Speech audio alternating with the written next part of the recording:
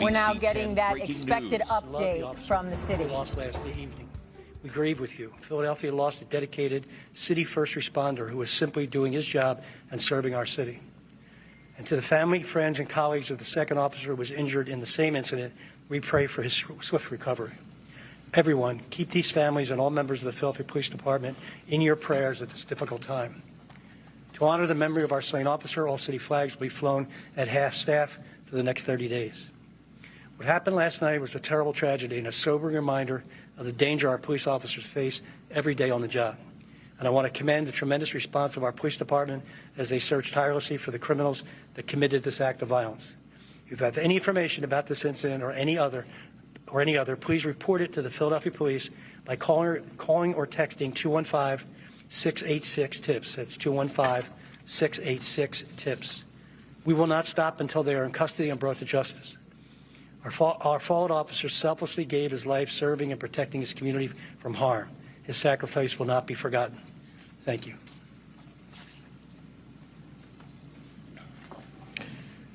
Good afternoon, everyone. I'm John Stanford, Interim Police Commissioner. So before we get into the details and before I call up the Interim First Deputy, Frank Venora, to go into some specifics about what we have discovered thus far, just want to go over a few things. So just one point I want to make is that this has been, last night obviously was a rough night for our department, but the past week or so has been a rough week for this organization and for the women and men that belong to this organization. Going back to just over a week ago, where we had 3 officers that were shot in the line of duty responding to an incident. Fast forward on Monday, we had a commander die by suicide. Wednesday, the active commander. On Wednesday, we had an active police officer that we discovered died as a result, suddenly, possibly as a result of some type of medical emergency. And then last night, last night, going back to the tragic incident, everything unfolded around 11 p.m., where we had 2 officers assigned to the airport unit responding to, in terms of arriving at work, parking in the parking garage there. Officer number 1 was Officer Richard Mendez, 50 years of age, 22-year veteran, almost 23 years, 3 days away from 23 years on the job, assigned to the airport, married with 1 daughter. He was arriving to work along with Officer Raul Ortiz, 60 years of age, married with 3 children, 20-year veteran of the department, also assigned to the airport. So both of them are arriving to work, as many of our officers do each day. And as they're stepping out of their vehicles, they hear glass shattering. And so doing what I would say all of our men and women do, again, tending to what was going on, paying attention to what was going on, they go to investigate the sounds of that glass shattering, and when they come upon either 3 or 4 individuals that are breaking into a vehicle, at some point in time there is some type of encounter or struggle from what we know, which leads to, during that confrontation, that leads to Officer Mendez being shot multiple times and Officer Ortiz being shot 1 time in his arm. We also know that during that incident that a suspect was shot during that encounter. Officers responded to that location. Obviously, the suspect fled from that location in a vehicle in which, again, DC Venora will get into a little bit more in terms of details around that. Our officers responded. Originally, all of the officers were initially taken to Methodist Hospital, and then Officer Mendez was transported to Penn Presbyterian, and Officer Ortiz was transported to Jefferson. Around 11:34 p.m., Officer Mendez was pronounced. And so, again, a very heartbreaking incident, devastating incident for the women and men of this organization. But I would submit to you, it's devastating to this city to know that this is the type of behavior that's occurring, the type of individuals that are out there on the street to take someone's life over a vehicle. that didn't belong to them. And so just a reminder of the work that needs to be done, the individuals that are out there that need to be held accountable for their actions and what they're engaged in. Right now, there is a reward that's up to $148,500 for information that anyone may have that could lead to the arrest and conviction of these individuals. Some of that may be just for the arrest. Public Affairs will break those numbers out for you. But again, we're calling on the public to provide tips and information. 215-686-TIPS. You can remain anonymous. You can submit that information, and again, you can also submit it and get this, claim this reward money. And so we will call on the public today, as we do every day, to help us and to assist us. We ask that you wrap your arms around this family, the family of Officer Mendez, but also around Officer Ortiz and his family. And I would ask that you wrap your arms around the Philadelphia Police Department, because we need it. We need that support. Our women and men go out and they fight the fight every day for so many people in this city. And so we ask for that support in return, and we need it. And so I'll leave you with that. I'll turn it over to Interim First Deputy Frank Venor to go a little bit more into the details of the investigation thus far. All right, good afternoon. I'm not going to go into the preliminary. Most of you have the preliminary information. I am going to corroborate through investigation some facts that we found out. I just want to caution everybody that we are still very much in the investigative stage. All right, some of this information may change. We are working very hard on the investigation. The other thing I want to say is I can't give every detail out because we have active investigations going on into several areas of this incident. So, as the Commissioner said, when Officer Mendez and Officer Ortiz arrived to the garage, they heard glass breaking. They encountered individuals they believed were committing a crime, breaking into a car. That encounter turned into a confrontation, which resulted in, we now know, Officer Mendez being shot, Officer Ortiz being shot in the arm, and they were transported to the hospital. A very short time later, we developed some information that a Dodge Durango is the means from which the individuals left the airport and fled. That information was broadcast, and people were looking for it. Just about the same time that the officers arrived at Presby, the Dodge Durango, we believe same one, arrives at Children's Hospital in West Philadelphia, and we are going to release through Public Affairs some clips of a video of an individual who drops off a shooting victim that was eventually pronounced at 11:37 p.m. at Children's Hospital. That individual is an 18-year-old male that I'm going to identify as Jesus Herman Madera Duran. That individual was dropped off. We believe that Durango is the same Durango that was seen leaving the parking garage. So we are now believing that this is connected. So that individual, we believe, was shot in the same incident as the two police officers. There are other individuals in that car that we are trying to identify.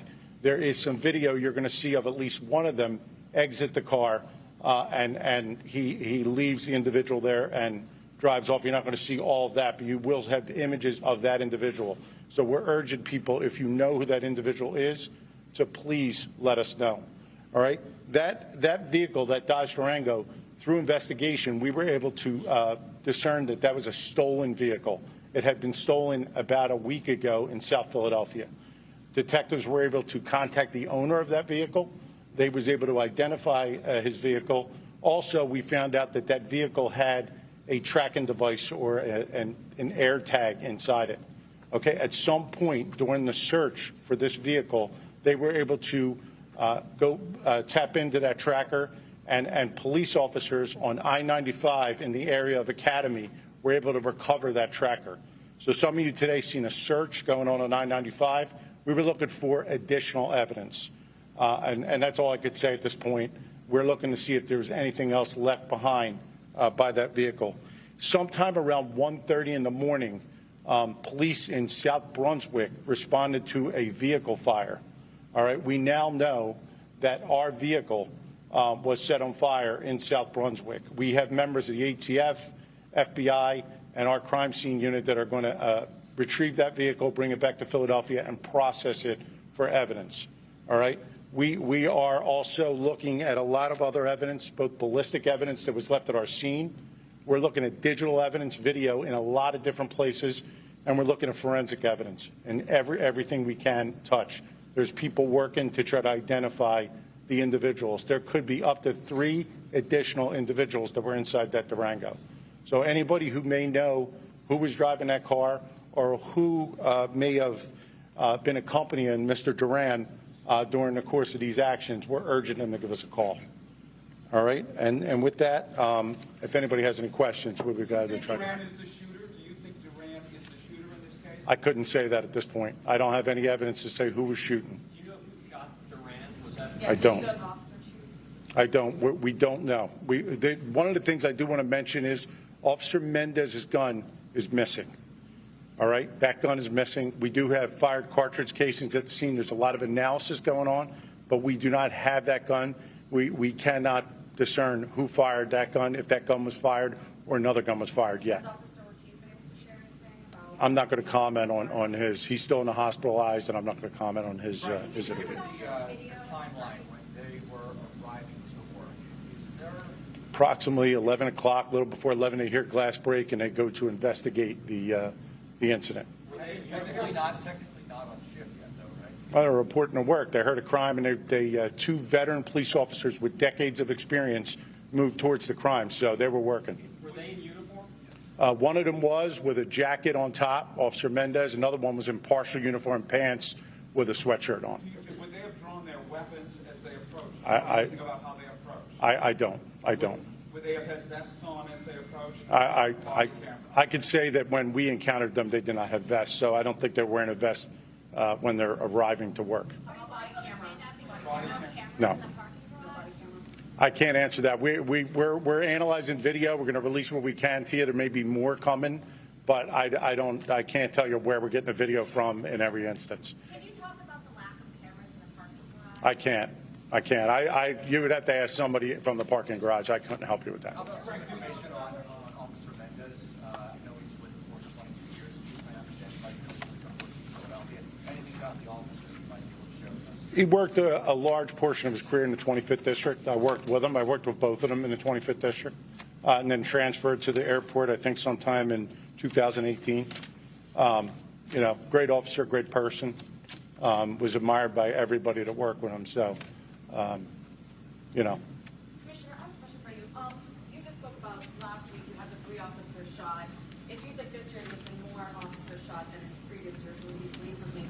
What do you make of it? Like, why is there a brazenness from people in Philadelphia shooting up? I don't think that just started this year. I think the brazenness goes back for some years. I mean, we had 2 years in which we had some of the highest numbers of homicides, and so I think the brazen behavior coming out of COVID and then civil unrest and folks not being held accountable in this city in terms of how they commit crimes and the response to that, I think has emboldened individuals. And well, in terms of the real reality is sometimes there aren't consequences. I mean, if you are arrested and there's a second tier of the criminal justice system that isn't upheld, whether that be going through being prosecuted, whether that be going through the court system, sometimes there's always this conversation about zeroing in on just whether or not they're prosecuted. But I also remind you that there's a building on the other side of Broad Street, CJC. And again, there need to be folks in that building that are held accountable too, and that's always left out. Exactly right. And so I think it's looking at the overall criminal justice system, not just the police, not just the district attorney's office, but looking at the overall criminal justice system. I think folks have heard it said before, there are ways that you can, hold people accountable. Everybody doesn't need to be in jail, but there are a good number of folks that commit violent crimes that we see over and over and over again, gun arrests, robberies, carjackings. That's not a thing that you should get a slap on the wrist. that you should be held accountable. And some of that requires time. Some of that requires you to be incarcerated. Some of that requires you to be monitored by the probation and parole system. That is all the components of the criminal justice system. And so when you say what encourages folks to commit crime, I think it's not just the violent crime, it's all levels of crime. You heard us talk about quality of life over the past few weeks, going back to the looting. There are folks that were engaged in that behavior. I mean, all of you were on social media, and you could see the responses. When we said we were locking people up, you saw it change. When we said we were holding people accountable, we were going to make those arrests, you saw the responses from people, some of them saying, oh, wow, they're locking people up. Yeah, and same thing with the ATVs. And, the individual decided to smash a window of that young lady's car. He was held accountable. He was arrested and he's charged. And so I think people want to feel safe in the city. People want to know that people are going to be held accountable. If you are a victim of a crime, you want to know that people cannot do that to you and get away with it. And I think we have to understand there could be a balance in policing. We can do things that hold police officers accountable, which we do every day. But there also has to be a process in which we hold individuals that commit crime accountable. And I think that's lacking right now. And it's not just in this city. I think we see that lacking across the country. But my focus is this city. And so we're going to keep continuing to press on. We're going to continue to work with our partners. The district attorney's office is here. And so, again, I'm not going to get into that space of pointing fingers and blaming. I'm going to get into the space of we have to find common ground. We have to find areas that we can work together. We are going to disagree on some things, and there are going to be some places where we have to stand firm. But at the end of the day, people in this city are tired. They're tired of all the back and forth, the finger pointing, the blaming. They want to see results. They want to see people held accountable. They want to see people, held responsible for the actions, and they want to feel safe. And that's going to require some people going to jail. As they have to go out there day after day, night after night, given what just happened? I mean, I support them 100%. And again, I tell them to make the arrest, to do the jobs where it's warranted, make the arrest, to do the job you've been sworn to do. And again, that's why I call on the support from all of you and support from, folks that are in these communities. There are many people that live in so many communities across this city. They want people held accountable. They want to feel safe in their neighborhoods. Hardworking people in so many of these communities across this city that want to know that they have a police department that is again, doing the job that they've been sworn to do. And so I encourage our officers to continue doing the work that they've been doing. They've been doing some amazing work. I mean, the fact that we're down, almost 20% in homicides, the fact that we're down 25% in shooting victims, 21% down in shooting incidents, that's a key indicator that our folks are doing some amazing work each and every day. Carjackings down 40%. And I can go on and on, but at the end of the day, that's the amazing work that they're doing. They need to be supported. They need to be encouraged to do that. And again, when we get that and we see that, that makes them feel better about doing the job and makes them understand that the job that they're doing every day, it matters. All right, we have time for one more question. Folks, we have time for one more question. Max, over here. Commissioner, in June, the department said it was going to increase patrols at the airport due to the rash of car thefts that have been going on. Did that happen, and was there adequate staffing last night? So, I mean, the reality is that we would like to increase, staffing and patrols everywhere. That's why we, have a robust effort around recruitment and trying to employ more officers. We have strategically looked at all of the units across this department, all of the areas across this department that require staffing, and have tried to make adjustments. And so the airport is no different. We have a mandate of having a certain staffing level that we must keep there, and we do that. And so is there a want or desire to have more officers in a lot of places throughout the city? Absolutely, but we have to be realistic as to what we have available to us and what the needs require at that time, and those have been met down there. In terms of, we'll continue to look at staffing, whether it's at the airport or whether it's at the 21 districts that cover the city. Well, we'll continue to look at that. Thank you. Okay. All right. Thank you very much, folks. Thank you. That's all we have. Listen, that's all we have time for now. We're going to get that video out to you shortly. All right, and we'll get that out to you shortly. We ask that you continue to share it, and that reward, it's $148,500. All right, we'll have that information out to you shortly. Thank you. Actually, we can add to that. We have just learned that the reward has been increased to $168,000 as we continue to follow this still breaking story. NBC10 News starts now. Right now on NBC 10, searching for the suspects. The gunmen who killed one police officer and shot another are still on the loose.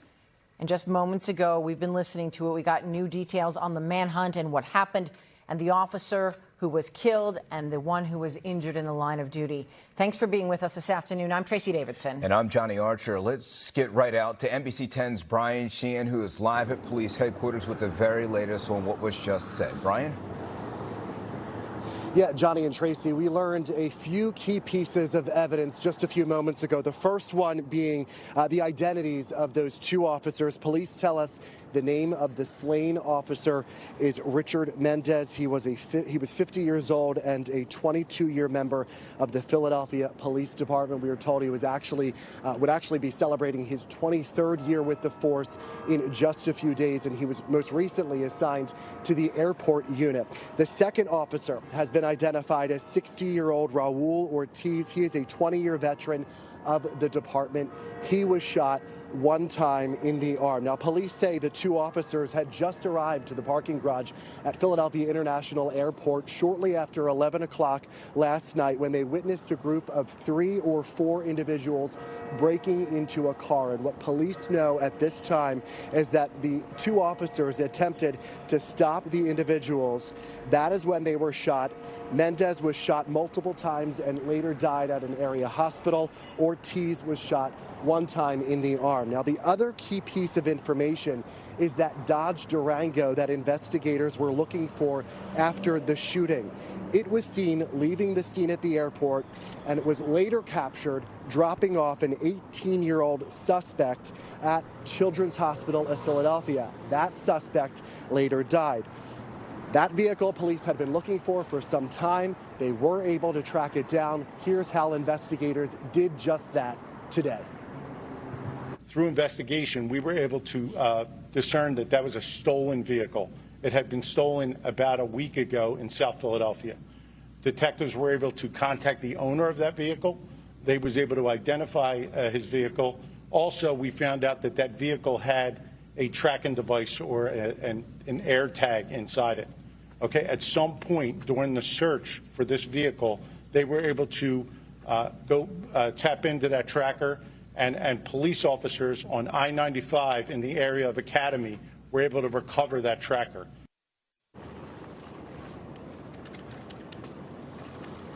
Yeah, and then of course, Deputy Commissioner Frank Venor there telling us that after they located that tracker, they got a call that a vehicle was on fire in northern Jersey, in Brunswick, in South Brunswick. They were able to track that vehicle down and connect it, they believe, connect that vehicle to the Dodge Durango that was involved in that incident last night. Right now, we know that police are looking for at least 3 suspects. Another note is that Officer Mendez's gun is missing. Of course, that reward continues to grow, over $168,000 right now. Our colleagues, I have several colleagues that are working this story, and we will continue to follow this investigation as it develops throughout the night. But for now, live outside police headquarters in Spring Garden, I'm Brian Sheehan, NBC 10 News. Johnny and Tracy. Brian, thanks for the updates.